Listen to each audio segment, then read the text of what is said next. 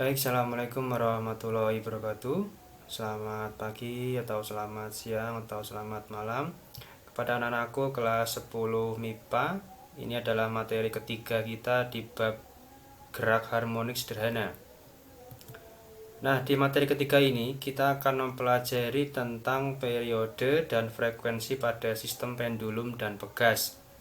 Sebaiknya kalian jika ingin lebih mendalami dan lebih memahami di materi ketiga ini, kalian harus bisa menguasai kembali ya dan mengingat kembali materi pertama dan materi kedua yang sudah saya berikan. Karena di materi ketiga ini banyak sekali konsep-konsep dasar yang terkait di materi satu dan materi kedua. Oke? Baik, kita lanjut. Nah, materi ketiga ini ya, yaitu periode dan frekuensi pada sistem pendulum. Ya, pendulum itu bandul sederhana dan pegas. Maksudnya adalah, jadi kita akan menganalisis bagaimana gejala periode dan frekuensi ketika dua sistem ini bergetar begitu.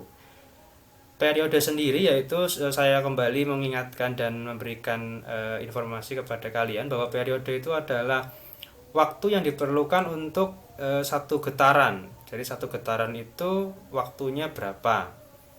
Kalau frekuensi ya itu adalah banyaknya getaran dalam satu detik. Jadi dalam satu detik itu berapa kali sistem itu bergetar ya. Nah, gitu.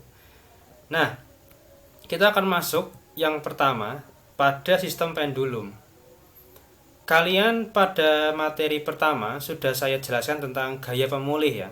Pada sistem pendulum ini atau ayunan sederhana, di mana beban ini yang disebut bandul ya disimpangkan dari titik kesetimbangannya ini, lalu dia melakukan gerak harmonik ya. Itu karena adanya gaya pemulih, sudah saya jelaskan di materi pertama. Pada sistem pendulum kita sudah tahu gaya pemulihnya adalah min mg sin theta ya, dimana sin itu berarti ini ya simpangan, sin depan per miring ya, per L itu panjang tali. Kita sudah dapatkan di materi pertama bahwa gaya pemulih untuk sistem pendulum ya adalah ini min mgl per min mg per L kali y. Ini keterangannya begitu. Nah, sekarang kita akan menganalisis dan menurunkan bagaimana persamaan untuk periode dan frekuensi pada sistem pendulum. Kita berangkat dari gaya pemulih yang sudah kita analisis sebelumnya. Lalu kita tahu bahwa gaya itu adalah M kali A ya, di sini begitu. Lalu M-nya kita coret seperti ini. Nah, A itu adalah percepatan di mana kita sudah mengetahui di materi kedua ya tentang persamaan GHS. A itu adalah omega kuadrat kali Y ya. Silakan kalau kalian lupa bisa dibuka kembali materi saya yang kedua tentang persamaan GHS, terutama persamaan percepatan yang A ya. Nah, begini. Lalu kita coret kembali Y-nya atau besaran variabel simpangannya. Dan kita dapatkan omega kuadrat sama dengan G per L ya. Dimana nanti kita bisa lebih sederhana kembali, omeganya kita kuadratnya hilangkan, maka ruas kanan di akar begitu. Nah, kita tahu bahwa definisi dari omega adalah 2πf ya. Ini kecepatan sudut saya sudah jelaskan di materi kedua pula ini tentang definisi omega. Bisa dibuka kembali ya. Lalu kita substitusikan bentuk ini ke sini. Kita dapatkan akar G per L sama dengan 2πf dan kita matematis seperti biasa ya. Kita dapatkan frekuensi sama dengan 1/2π akar G per L. Nah, inilah persamaan frekuensi untuk sistem pendulum. Jadi ketika ada bandul yang bergetar begitu, maka banyaknya getaran setiap 1 detik adalah dengan persamaan ini. Paham ya? Lalu kita tahu bahwa periode T ya itu sama dengan berbanding per frekuensi ya, berbanding terbalik dengan frekuensi. Ini hubungannya periode dengan frekuensi. Maka persamaan ini kita bisa matematis lagi dengan cara di matematis biasa ya, silakan kalian coba sendiri begitu. Maka kita akan dapatkan T sama dengan 2π akar L per G. Ya, ini periode. Nah, inilah persamaan frekuensi dan periode untuk sistem pendulum ya. Nah, ini keterangannya ya, frekuensi Hz satuannya, periode sekon ya, karena waktu yang diperlukan untuk 1 kali bergetar begitu, panjang tali gravitasi. Nah, dari sini kita dapat sebuah hubungan.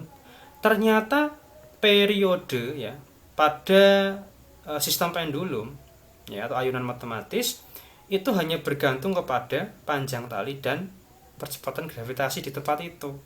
Nah, jadi kira-kira bagaimana ini hubungannya panjang tali dengan periode, gravitasi dengan periode. Nah, saya akan berikan kamu sebuah animasi ya. Sebenarnya kalau praktikum itu lebih asik ya. Nah, ini ya. Di sini saya berikan ya, ini perhatikan, ini sistem pendulum ya, ini tuh ya. Saya simpangkan lalu saya lepaskan.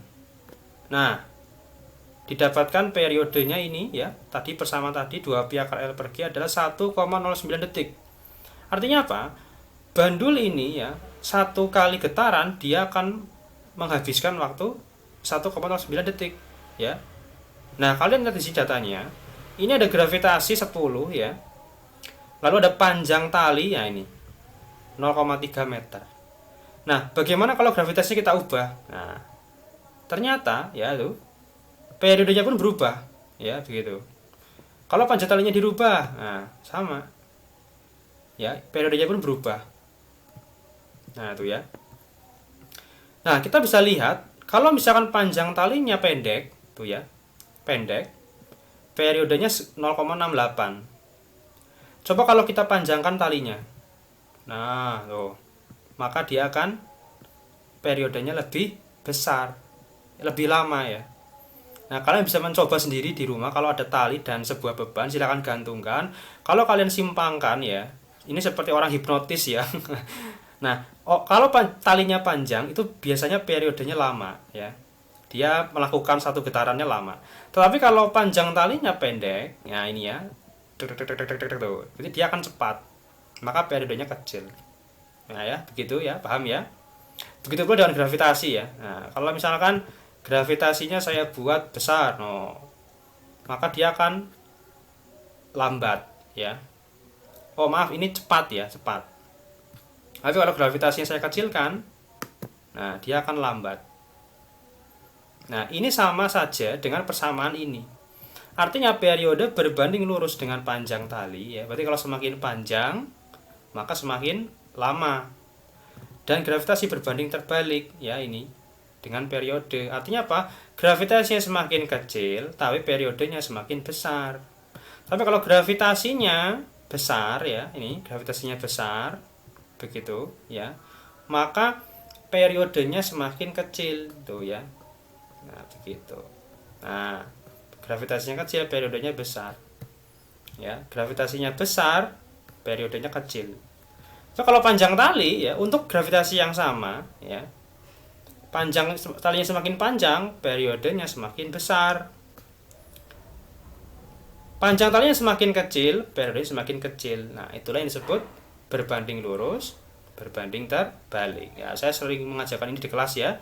Maksud dari berbanding lurus dan berbanding terbalik ya, begitu. Oke, lanjut.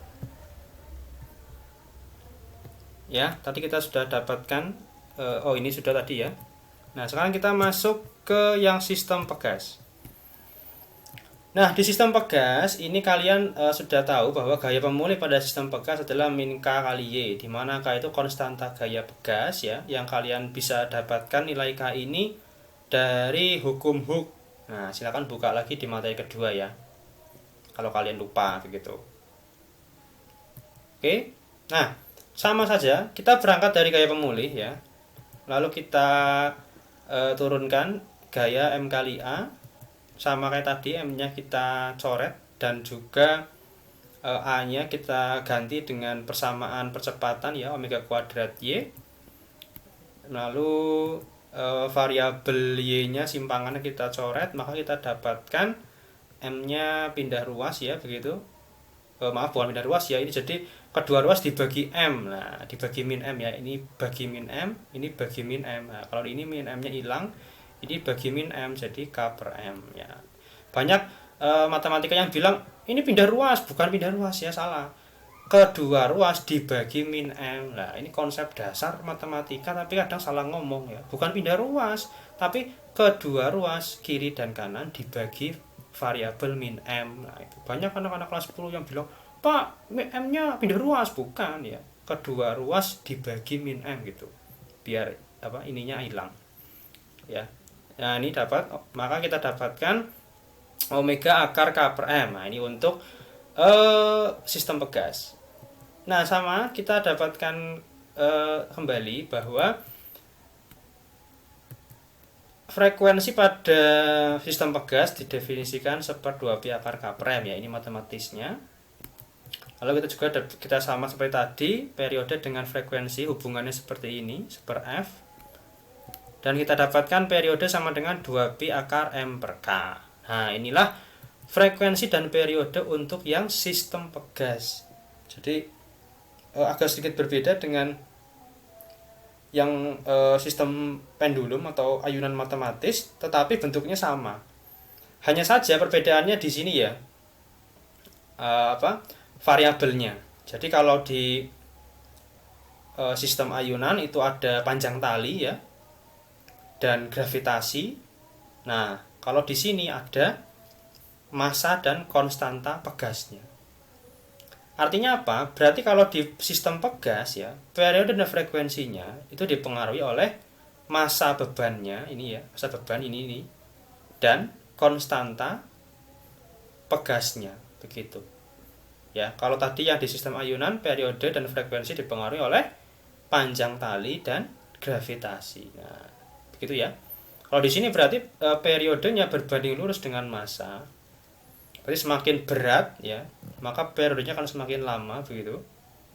Bukan semakin berat, semakin besar masanya yang digantung, maka periodenya akan semakin lama. Ya, kan dia berat, maka naik turunnya lama gitu ya. Nah, tetapi kalau dengan konstanta dia berbanding terbalik. Berarti kalau konstantanya besar atau pegasnya kaku, maka periodenya akan kecil. Nah, jadi nanti dia akan cepat. Tapi pegas yang agak mulur ya, mulur itu berarti apa? Agak tidak terlalu kaku ya, berarti K-nya kan kecil. Nah ini pengertian tentang sifat elastisitas ini akan dijelaskan di kelas 11 begitu ya, lebih dalam tentang hubungan K dengan sifat elastisitas bahan, begitu nanti akan dipelajari di kelas 11. Jadi kalau ininya kecil maka periodenya besar ya, itulah berbanding terbalik ya. Itu untuk materi periode dan frekuensi pada sistem ayunan atau pendulum dan sistem pegas. Nah selanjutnya seperti biasa silakan kalian dikerjakan, difoto dan diupload soal-soal berikut ya. Ini ada soal nomor 1. Ini ada dua keadaan di mana ada bandul yang digetarkan di bumi dan di planet X ya. Nah ini pakai perbandingan, jadi nanti kamu bisa T1 atau T bumi per TX sama dengan apa gitu ya. Jadi pakai perbandingan, ini konsepnya nomor 1. Sudah saya beritahu tuh cara ngerjakannya ya. Nomor 1.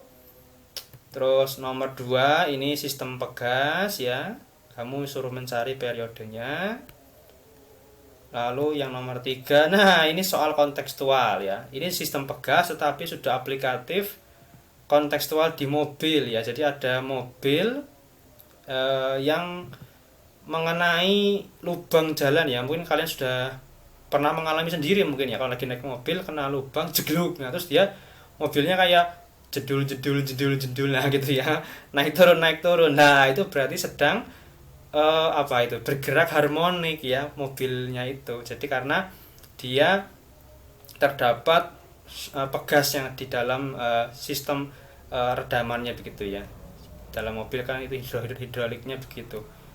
Nah silakan kalian analisa bagaimana jika di dalam mobil itu ada perubahan massanya ya. Kan tadi karena sistem pegas itu kan salah satu variabelnya yang mempengaruhi periode adalah massa bebannya ya, begitu. Ya silakan 3 soal ini dikerjakan, difoto dan diupload seperti biasa. Nguploadnya di sini ya. Nah, e-learning kalian. Oh iya saya lupa. Kalian kemarin jangan salah masukin ya, karena ada beberapa anak yang salah masukin di link yang lain. Linknya untuk materi ketiga ini ya, diperhatikan linknya materi 3 ya. Silakan diupload di sini, kalau bisa filenya PDF. Kalau gambar ya tidak apa-apa. Ya silakan, selamat belajar, semoga sehat selalu. Assalamualaikum warahmatullahi wabarakatuh.